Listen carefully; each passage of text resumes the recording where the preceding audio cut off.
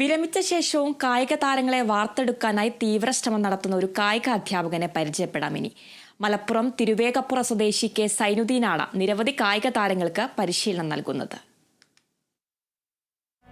തിരുവേഗപ്പുറയിൽ നിന്നും തൂതപ്പുഴയിലേക്ക് തന്റെ തോണിയെടുത്ത് അതിരാവിലെ തന്നെ സൈനുദ്ദീൻ ഇറങ്ങും. തൂതമൈതാനത്ത് കാത്തിരിക്കുന്ന തന്റെ ശിഷ്യന്മാർക്കരികിലേക്ക്. നാട്ടിൻപുറത്തെ കുട്ടികൾക്കൊപ്പം ചേർന്ന് പന്ത് തട്ടി അവരിൽ ഒരാളായി. രാവിലെയും വൈകുന്നേരങ്ങളിലും സൈനുദ്ദീൻ ഒപ്പം ഉണ്ടാകാറുണ്ട്. പരിശീലനത്തിനൊപ്പം ആത്മവിശ്വാസവും പകർന്നുകൊണ്ട്.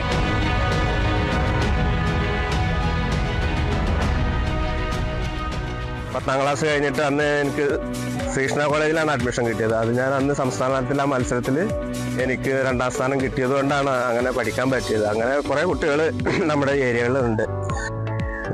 ഇവിടെ എൻ്റെ കീഴിൽ വരുന്ന കുട്ടികൾ ഏകദേശം ഒരു 15ഓളം കുട്ടികളുണ്ട്. അതിൽ സബ് ജില്ലയിൽ സമ്മാനം കിട്ടിയത് 5-8 പേരുണ്ട്.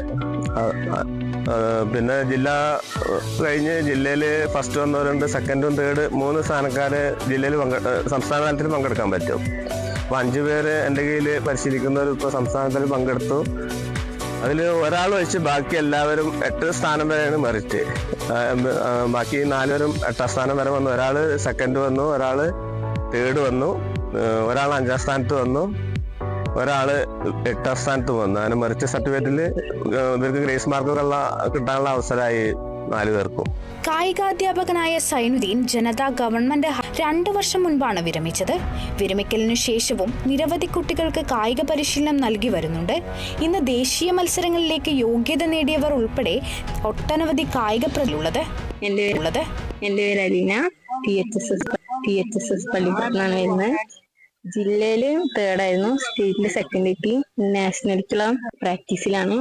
സാറ് സൈനുദ്ദീൻ സാറാണ് സ്പോർട്സിന്റെ കോച്ച്. സാറ് വളരെ സപ്പോർട്ടാണ്. സാറിന്റെ ഒരു സപ്പോർട്ട് കാരണമാണ് ഇവിടെ വരെ എത്തിയത്. തൂതപ്പുഴയോരത്തെ ഇരുമ്പിളിയം പഞ്ചായത്തിൽപ്പെട്ട 2 ഏക്കറോളം പരന്നുകിടക്കുന്ന പൊതുസ്ഥലത്തെ കൂടുതൽ മെച്ചപ്പെട്ട അടിസ്ഥാന സൗകര്യങ്ങളുള്ള മൈതാനമാക്കി മാറ്റണമെന്നാണ് സൈനുദ്ദീന്റെ ഇപ്പോഴത്തെ ആവശ്യം. Kerala vision news, Malappuram.